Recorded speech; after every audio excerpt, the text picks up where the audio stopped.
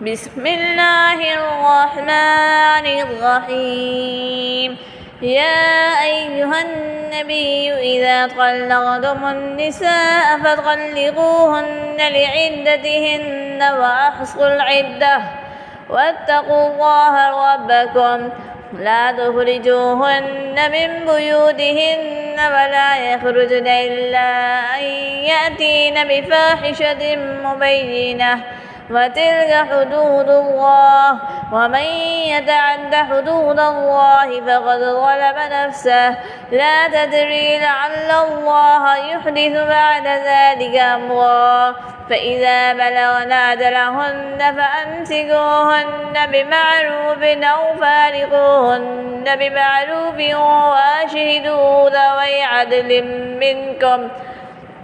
منكم وأقيموا الشهادة لله ذلكم يوعظ به من كان يؤمن بالله واليوم الآخر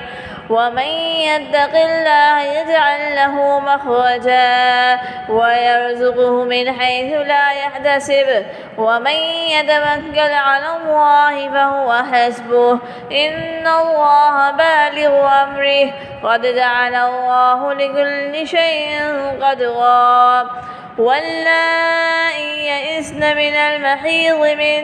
نسائكم إن ارتبتم فعدتهن 3 أشهر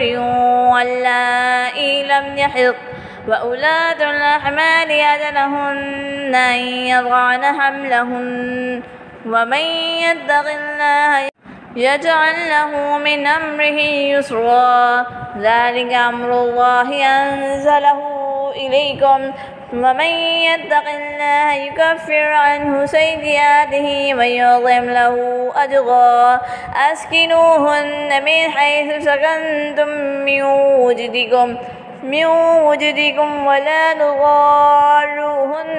لتضيقوا عليهن وإن كن أولات حمل فأنفقوا عليهن حتى يضعن حملهن فإن أرضعن لكم فآتوهن أجورهن وأتمروا بينكم بمعروف وإن تعاسرتم فسترضع له أخرى لينفق ذو سعة من سعته ومن قدر عليه رزقه فلينفق مما آتاه الله لا يكلف الله نفسا إلا ما آتاها سيجعل الله بعد عسر يسرا وكأي من قرية أتت عن أمر ربها ورسله فحاسبناها حسابا شديدا وعذبناها عذابا نكرا فذاقت وبال أمرها وكان عاقبة أمرها خسرا أعد الله لهم عذابا شديدا فاتقوا الله يا أولي الألباب الذين آمنوا قد أنزل الله إليكم ذكرا رسولا يتلو عليهم آيات الله مبينات ليخرج الذين آمنوا وعملوا الصالحات من الظلمات إلى النور ومن يؤمن بالله ويعمل صالحا يدخله جنات تجري من تحتها الأنهار خالدين فيها أبدا قد أحسن الله له رزقا الله الذي خلق 7 سماوات